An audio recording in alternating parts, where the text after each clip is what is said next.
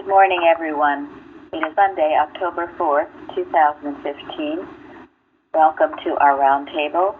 The subject today is unreality, and we will start with a few things that Florence had wanted to mention. Florence?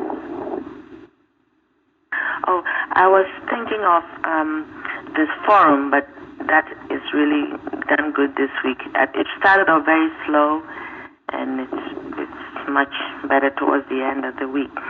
The other thing I was thinking is that I know that first when I was studying Christian Science and I would go to a lecture or something without really thinking about what it was for, like for the whole world, to bless the world, I would go with not the right kind of thought. And at Plainfield here, I know that when you come to the service and come to bless, Mr. Seti says we have to pray for the congregation throughout the service. And I guess in our meetings too, in the Wednesday meetings, if we come to bless, then we go away fulfilled. I'm talking about how I feel, and I'm sure all those who come with a certain mindset also feel. And we have to come to give in order to gain. Been talked about many times, but I just thought I would mention it again. The other thing is going forward. I think, Mary, you touched on it yesterday, going forward with the truth. Because I know that many times the error will just ring so loud that the tendency is to go looking for articles about what the problem is. And like we said, mentioned last week, this is all error's way of keeping us in the error and not leaving it behind. The objective to seek God, to know more about Him, to really trust Him, is what brings the confidence for the realization that right now are we complete and whole. Was there anything else? I don't remember if there was anything else I was going to say. Oh, well, we covered it a bit last night, but the idea of, on our watch, the idea of praying for our periodicals. Oh, yes. Mm-hmm. Yeah, during this last meeting, Jim mentioned something about the resistance he was feeling when he was doing the newsletter. And it's the same thing happens here. Sometimes when I'm putting the forum highlights together, somehow it just is not coming together. And I think we had neglected not to include it in our watches. And I just wanted to bring it up that is just as a great part of our mission as anything else. So of course, we've added them to the watches now so that they too will be taking, any misconceptions or any errors about them can be handled during our watches, both the unity ones as well as the individual ones. Thank you. Yeah, that's a very important part of our outreach. So we need to pray for them. Lillian always sends a message out when they're in the mail to be praying for anyone who would like that message. That we're praying that they arrive in a timely manner and that they will bless those who receive them. But it is important to be working. There's no opposition to them. There's no opposition to the proofing, to the publishing, printing, the writing. We have an abundance of articles, and we thank you all because every time you testify or write on the forum or other things, you're giving, at times, something that we can use in our periodicals. May I say something, please, about our watches? Sure. I see in all over the United States, actually, and I'm thinking about God in schools and not being allowed to have a Bible in the school, and just one person in the whole city seems to send this message and get reaction. I think we ought to have a better reaction. Thank you. We are going to take that up soon. Thank you, Jean. Yes. Excuse me, I called in a little bit late. Could I be muted, please? Certainly. Yeah, we've talked about it here in Plainfield. We never had these problems growing up in the school system, but I know when I grew up in my elementary school and later on we prayed. We had morning exercises. We prayed from the Bible. We would read Psalms. God was in the schools. But this is the problem. So we will be talking about that in a moment. Thank you, Jean. Okay, good. I think this is all part of what Florence was talking about earlier. When we watch to protect the work that people do in this church, whether it's periodicals, whether it's reading, whatever it is,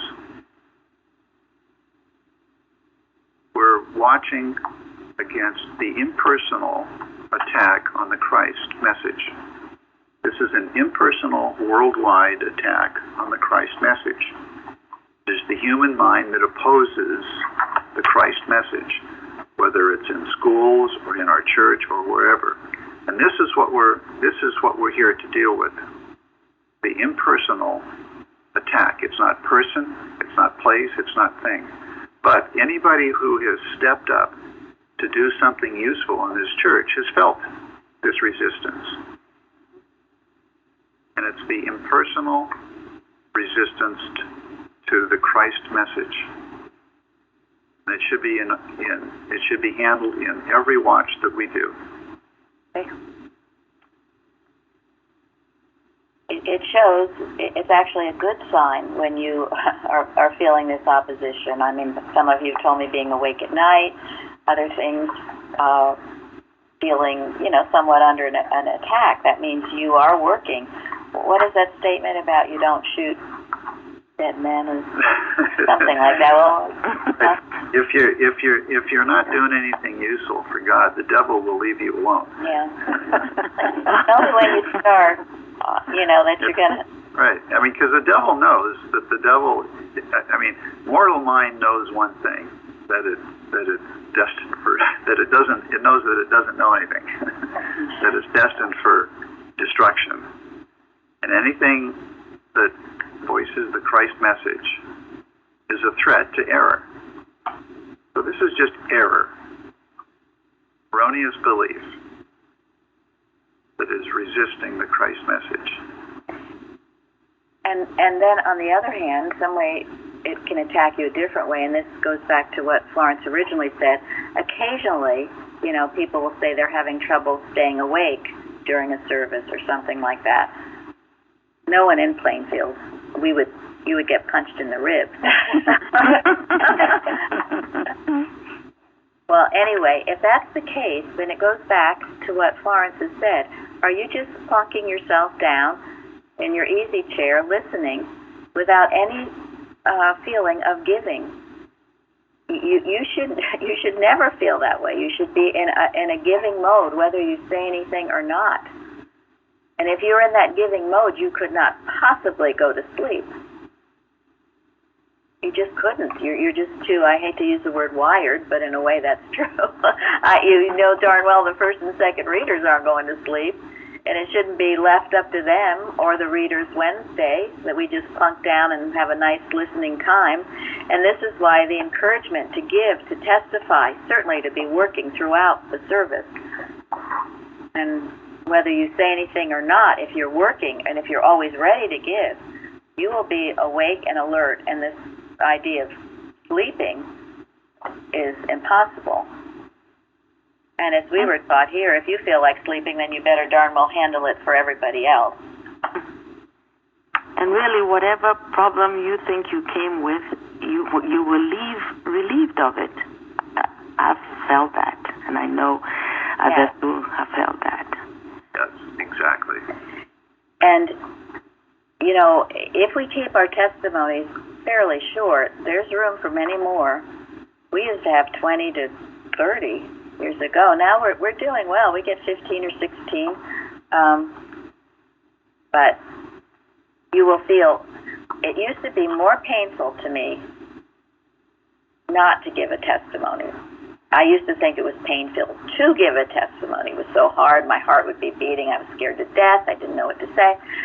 So then I got past that one. And then the times when I didn't get up and I had something to say, I would leave the service not feeling right because I had failed to give when I had been given, when I had something to give. And I felt badly. It's a form of disobedience to God and we all should have something to give, and it doesn't have to be long or complicated. Better it be not long and complicated. So today, as we were leaving, Gary looked at me and said, well, Mary, what should I bring? Science and health, my miscellaneous writings, my lesson, what are we going to do? So today, I am turning to first edition. And those of you who have it, who can creep out and get it, please do. Those of us here maybe can't. Anyway, the reason I'm doing this goes back to what Jean said. Another atrocity, another violent act in our schools. These things are happening randomly. Schools, work, malls, movie theaters, military bases, anywhere, you think you're in some nice, quiet little community where everything is safe. Well, we know that the only security is in God. So, Mrs. Eddy says some very important things in first edition. She also says it in Science and Health, but it's a little more graphic and scary in first edition. And she said in order to do a good watch, you must feel the danger.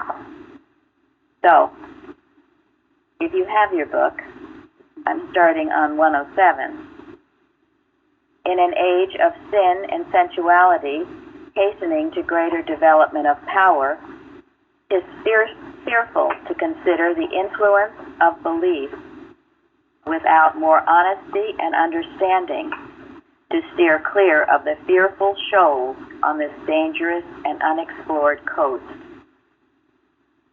The peril of Salem witchcraft even is not past until that era be met by the understanding and destroyed. Not the gallows, but explanation destroys error. So what does that mean?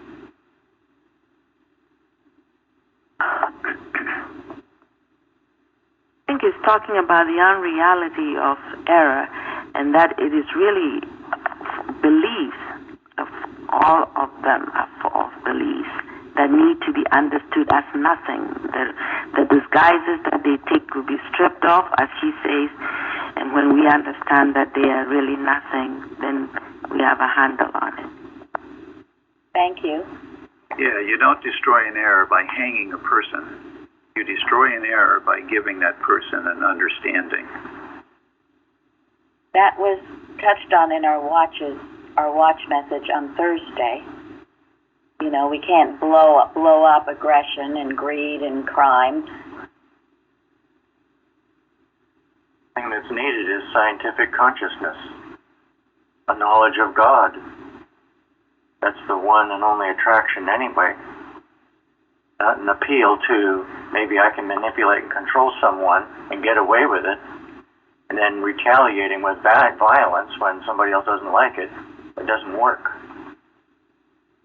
One power in this world. Will we be afraid of that power? That's right. That power we are not afraid of. Science must be allowed to explain this phenomenon of belief in contradistinction to that of truth and intelligence controlling man. An evil and artful mind is all the Satan there is, and this is the fallen angel or abused capacity. Such a mind, learning its control over other minds, will take the reins into its teeth, and truth alone must take them out and guide it. What does that mean?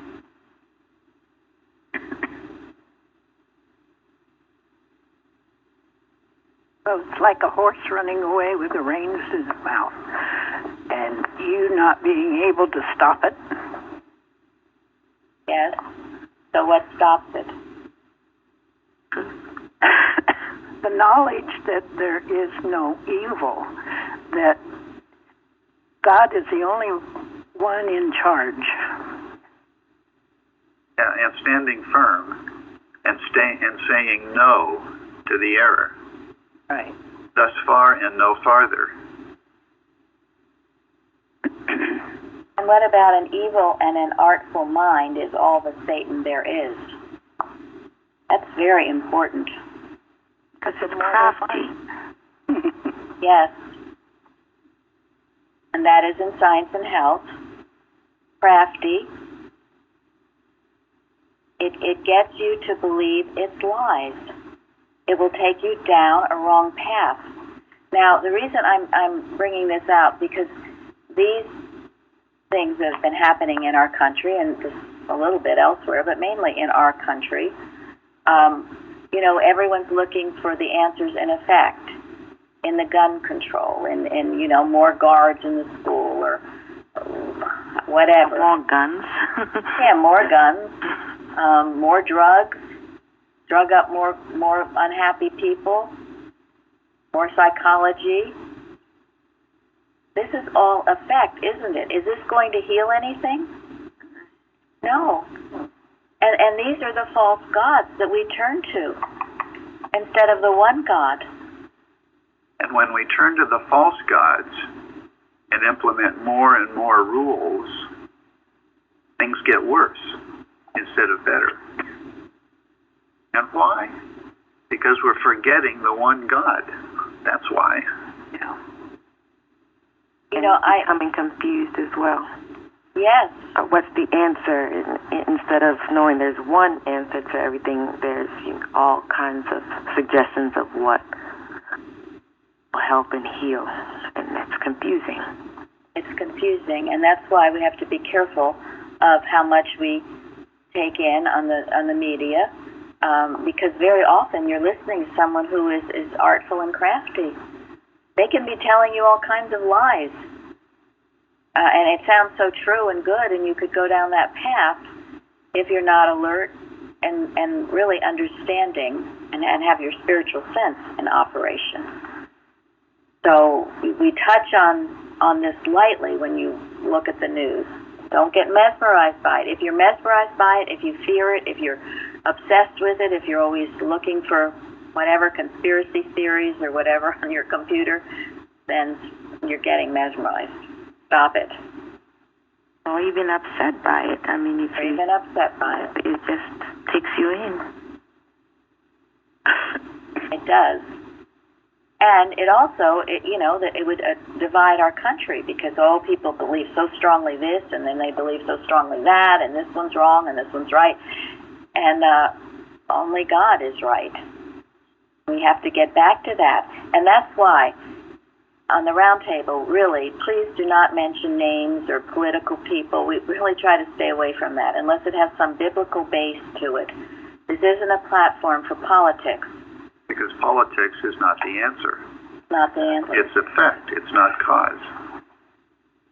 Just giving names is personal. It is. Yeah. It would personalize an error. And we're working to not to do that. Absolutely not. That's personal sense. So she goes on. As of old, this mind works its spell in some manner on all it would harm. Because the barriers against evil influences from such a source are not understood by the world in general, and the door is not readily closed against them. What does that mean?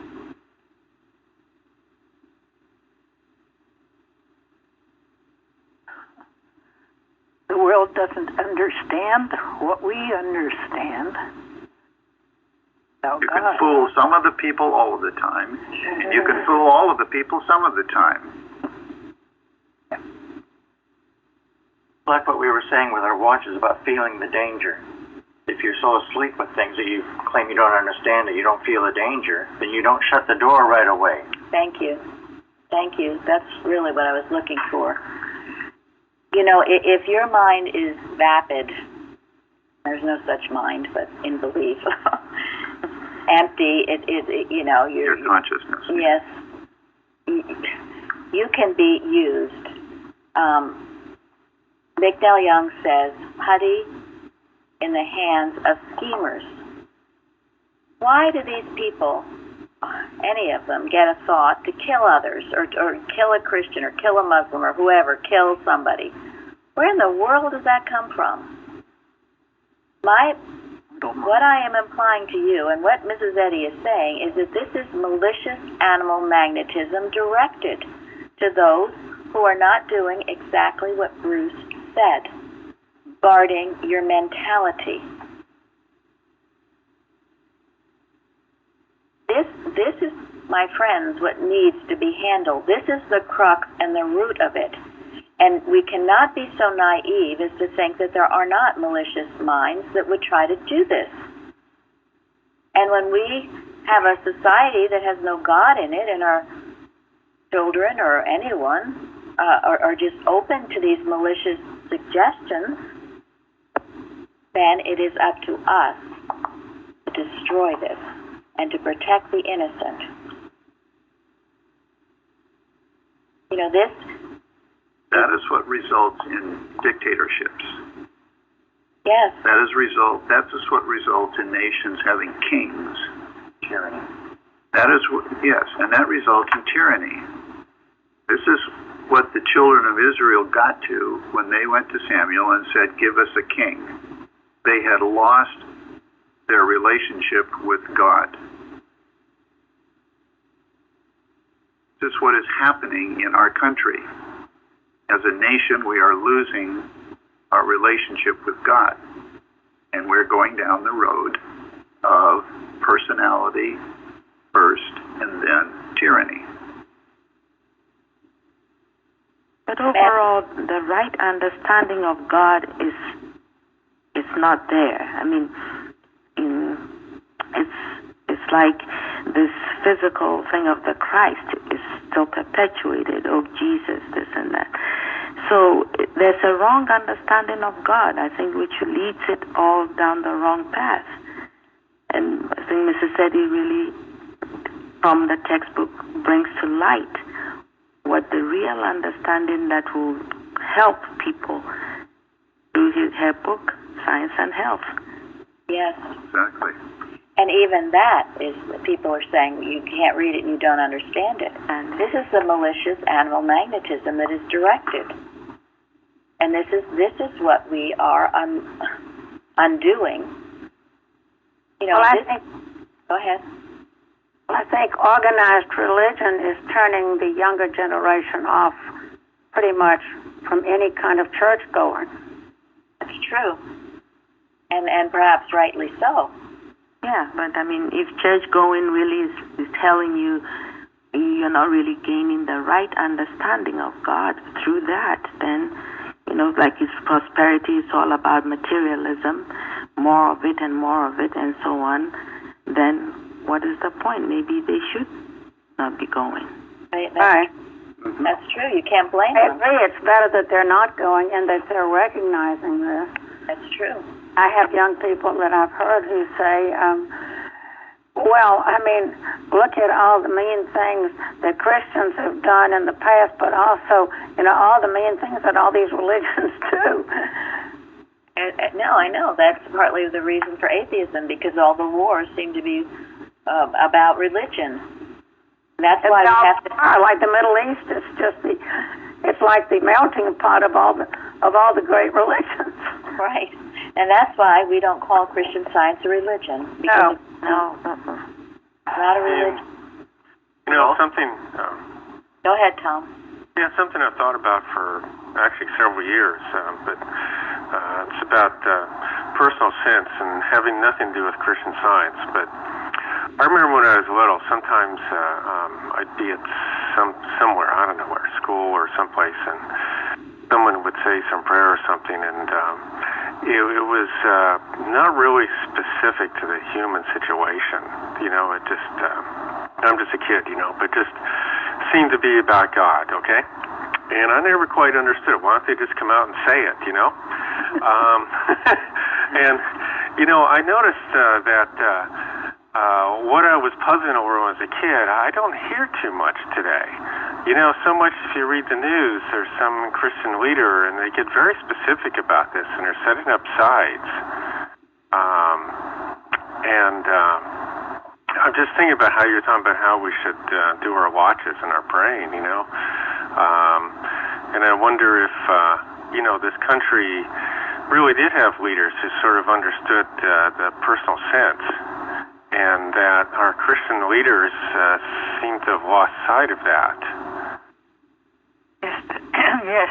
Well, I think evil is constantly on the heels of truth, and you know, we need to know that, because we gotta stand for truth, and if we don't, we lose it. And this is just it's not our country; it's the world over. Hey, sorry. Yeah, I was reading something about somebody who was a Holocaust survivor, and he talked about atheist beliefs, and he said his father thought it took too much energy to pray to God. It was when his father ended up in a concentration camp, but that's all he had to do to live. He survived, and then he went back to his ridiculous, you know, not believing in God. We have to see that we believe in God because we are God's ideas, and not the personal sense tells us it's a way of getting out of a problem. Thank you. Mm-hmm. Thank you. Right. And so I'm going to interject here something, and I've told some of you this story, but it pertains. It's a movie that Parsons, Bob in Colorado sent me, called The Amazing Love. It's a Christian. It's aimed for teenagers, but it's a story of Hosea in the Bible. And Hosea was the prophet, a minor prophet, they called him, of the northern kingdom. And he was told by God to marry a harlot named Gomer, which he did. And this harlot remained unfaithful to him. She was taken over by the desire to get more wealth, and she could sell her body and get things she wanted. And of course he was deeply devastated by that. And anyway, she ended up with someone who was quite horrible to her and beaten, and she was sold into slavery. And through all that, Hosea came back, and with just about all the silver he had, he bought her back. And the story makes the point. It likens it to God's love for us, this unconditional love, the unconditional love for the children of Israel, no matter what they did. He loved them, and eventually, after being beaten up and sold into slavery, they would come back to him. But why do we always have to leave when things get better? And there was an interesting point also in this movie in which the prophet Hosea was going out warning them that they had to wake up. At that time, they were worshiping false gods, but things seemed to be going okay. And he would say, you know, you've got to wake up. And they would say, don't give us all this doom and gloom. I do not want to hear this. We do not want to hear it. Certainly his wife didn't want to hear it. And one of them said, Hosea, we're doing fine. These gods of ours are treating us just really well. You know, we don't have any big problems. We're all pretty happy here. Well, kaboom to that. So this is my point in a lot of what you all are saying. When we have these false gods, when we look to materia medica, when we look to everything but God, we are on a pathway to destruction. It will come. Doesn't mean God's deserted us, but we've deserted God. And this is what we must remember more so in times of prosperity than in times of difficulty. And that's our challenge today, because this nation today has more material prosperity for more people than any nation in the history of the world has ever had. Now, you can say that what a great blessing, or you can say what a great warning and what a dangerous position to be in if we don't give all the credit to God. And so much of this came after Mrs. Eddy and her discovery of science. What it's done in so many ways to elevate the race, in that we're not in such dire straits as she was, losing everyone she loved. We have come very far in all of these things. It's been the leavening of truth. And too much that has been given, what? Much is required. Required. Yes. And our country being based and founded on God, I think it's all the more atrocious that we've left him. I think that's why, some people ask, well, why America? Why are we having all these troubles? Well, I think that has something to do with it. Okay, I'm going to continue. To this end, metaphysics are important. Study mind more and matter less. For we must find refuge in soul to escape the era of the latter days, and mediumship and mesmerism, more than all else, contribute to a terrible future development of discord. What does that mean?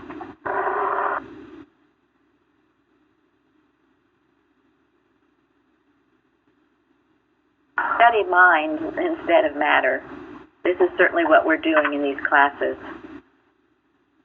Give your thought to the truth so you are not mesmerized by all of this.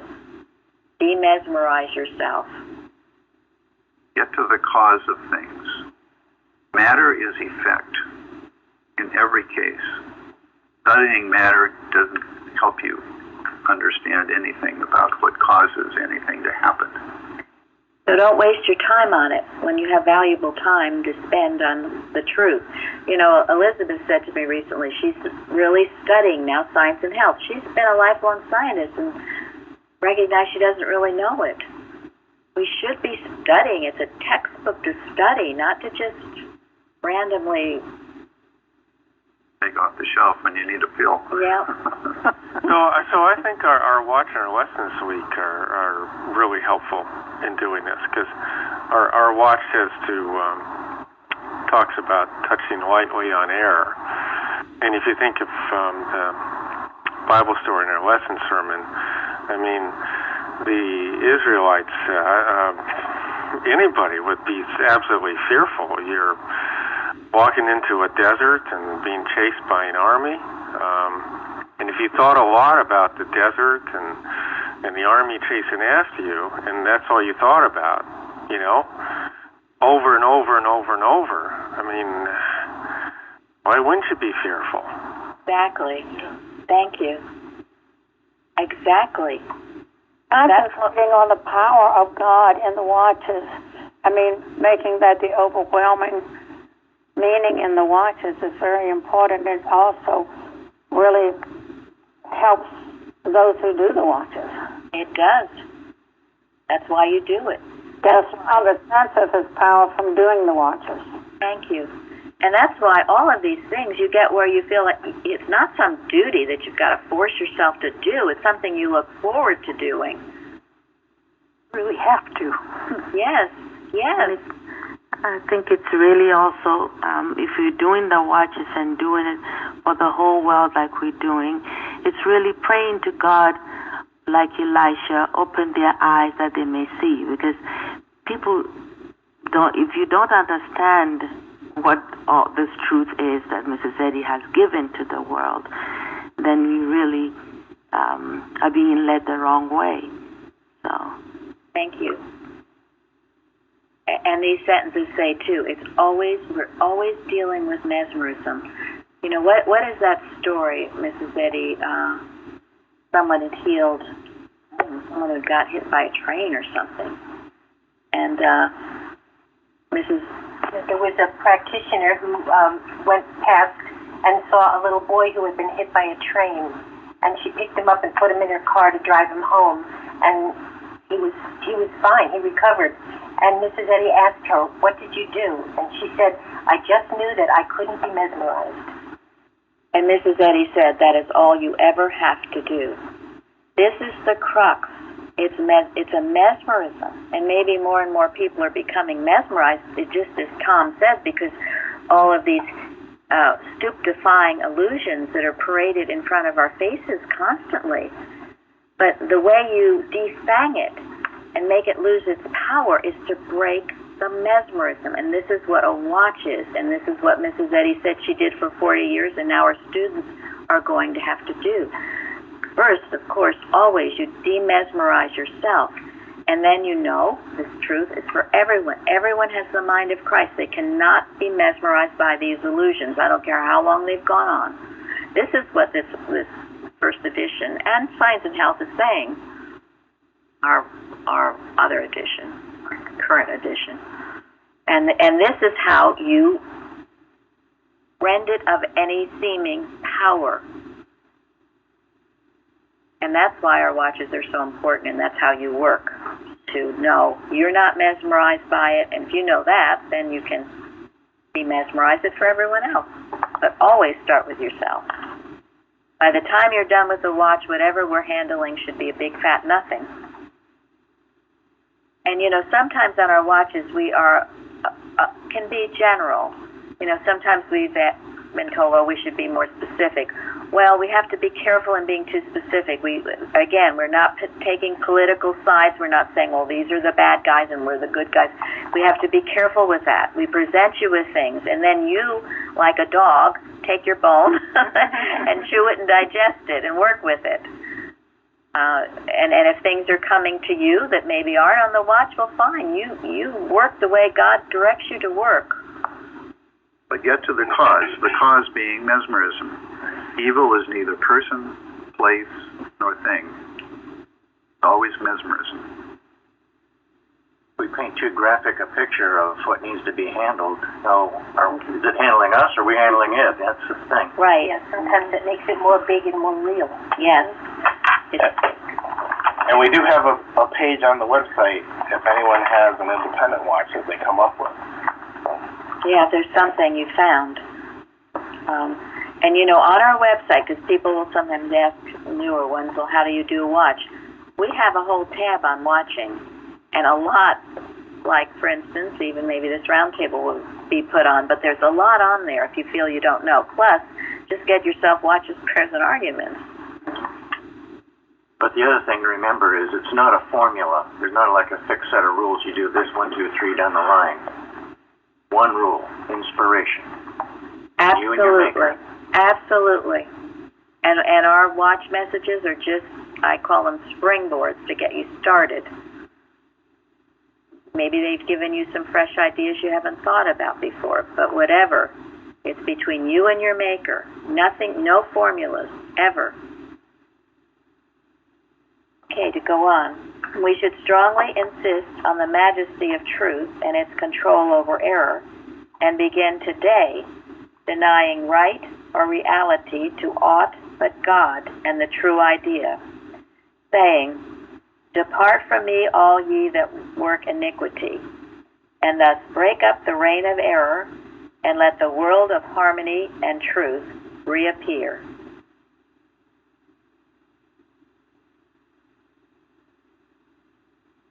So it just goes to show we can't make it right. We can let the reality appear by breaking up what's wrong. Thank you. Yes. And that was good. I think Linda on the forum, and talking about Moses and all the wonderful things he did, but she brought it around to make sure we all know it wasn't Moses, it was God. Moses was listening to God, of course. But it is always God that does this work. Linda, you want to speak to that? You referred to a watching point, too. I have my watching point. Go ahead. You want me to read that? Okay. Yeah, whatever you feel it would apply. Well, I can leave it up to people to go see the watch, because it's a long watch. They can look it up if they haven't. I think Tom spoke to that.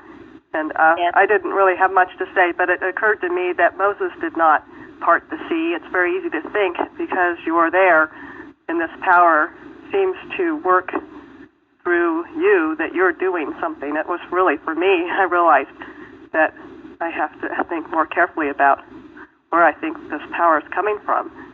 And I loved all the things that Heidi said about Moses. Yeah, absolutely. So, And this was one of the problems that the Israelites had at the time. They saw Moses parting the sea. yes, and they didn't see it as God, so that's why they were, and 2 minutes later we're back to their whining and moaning and complaining. And they saw it personally. It's not personal. And he told them that they were complaining against God, not against him. Yes. That's why I thought, like I said yesterday at the Bible study, for years I didn't understand what they did after they crossed it. It just seemed like they were just celebrating, like they won the lottery almost, Right. And maybe they should have just been humble and quiet. Yeah. Would have been much better. Good point. Grateful. That was what Sharon was said yesterday. We had a wonderful Bible study. Listen to it if you weren't there. But she talked about being euphoric, and that euphoric is just when the devil will have a heyday with you. We even have a hymn about that, don't we? Yes. Tear or triumph, harm. Okay. Now, I'm going to 123 in first edition to further scare you. In coming years, the person or mind that hates his neighbor will have no need to traverse his fields to destroy his flocks and herds and spoil his vines, or to enter his house to demoralize his household. For the evil mind will do this through mesmerism, and not in propria persona be seen committing the deed. What does that mean?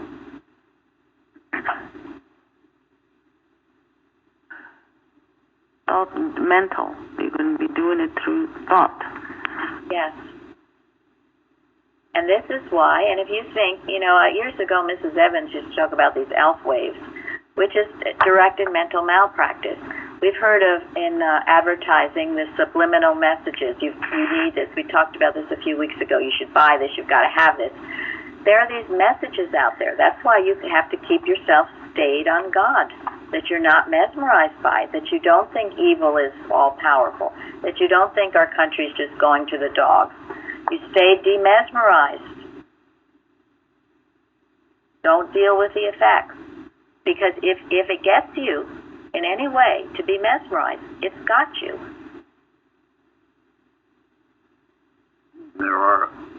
In addition, there are a lot of other avenues that evil minds can enter your house. While you on the phone, they can go through your television, reach you through the internet if you're logged on. Or they could plant the seed of a bad feeling in you and manipulate their intentions through your own actions. Guard your mentality.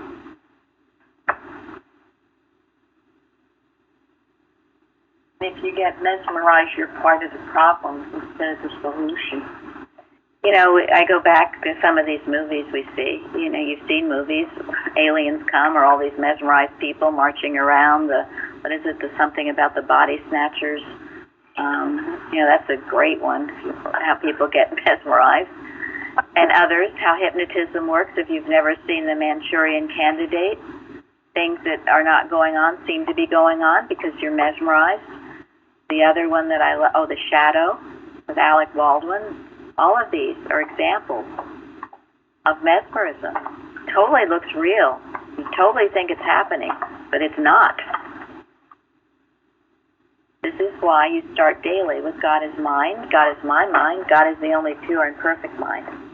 Okay, unless this terrible hour be met and restrained by science, mesmerism, that scourge of man, will leave nothing sacred when the mind begins to act under its direction of conscious power. Sensuous man makes war to the death on his enemies, but the spiritual pours blessings on them unseen and unacknowledged, like the chamomile that crushed yields the sweetest odor.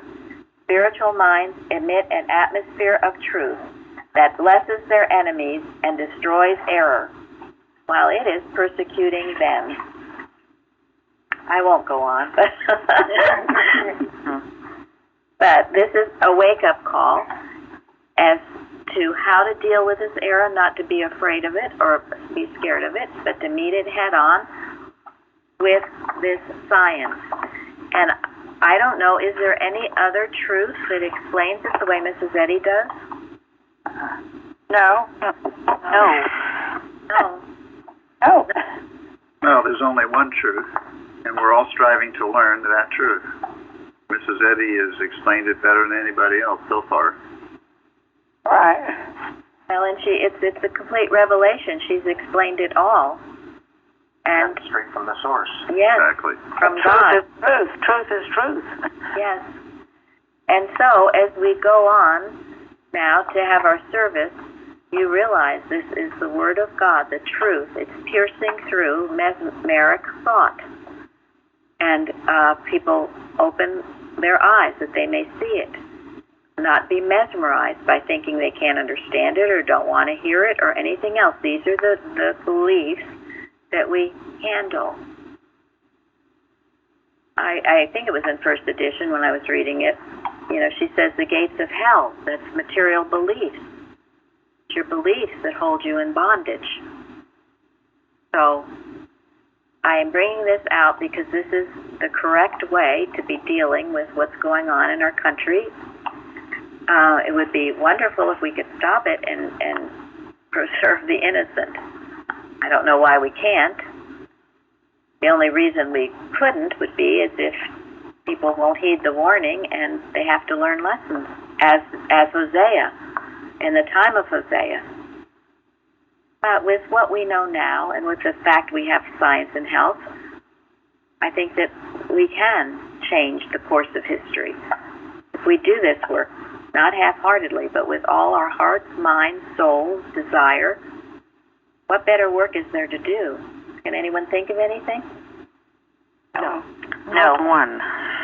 Wouldn't you say this is a lot more satisfying than spending a week in Disneyland? Not that I never had the desire to go to No, I haven't either, and maybe those do, but I'm just saying this work is very rewarding and wonderful. It's not drudgery. It is wonderful work and brings great joy and great peace. So, go ahead. I think we were the remnant. We are the remnant of Christian Science, the Plainfield Church, and I believe that God has given you power to fight this. I believe that. Well, and it's up to each one of us to do the work that God has given us to do. And if we do the work correctly, it will bless the world. Demesmerize the world. We can bring in the millennium and see what John saw, the New Jerusalem. It's here and now. It's just terribly out of focus at the moment. So we will get it into focus. And if we each one do it individually, it will be collectively as well. Yes. And our purpose is in the spiritualization of all mankind. Mrs. Eddy states that. Elevation of the race. It isn't in building churches or in all this form and circumstance. It is in this mental work. And, you know, there is no death. This work goes on. Work goes on. The work of eternity. Yes, thank you. The work of eternity. So we are at our closing time, I think. So take these truths, let it change your life, let it change your work, and realize the seriousness of what we have to do. And we must approach it on our knees with great humility. And this is the lesson on unreality. Thank you. Thank you. Thank you all. Thank you very much. Thank you. Thanks very much. Well, thank you so You're much. welcome. Thank you.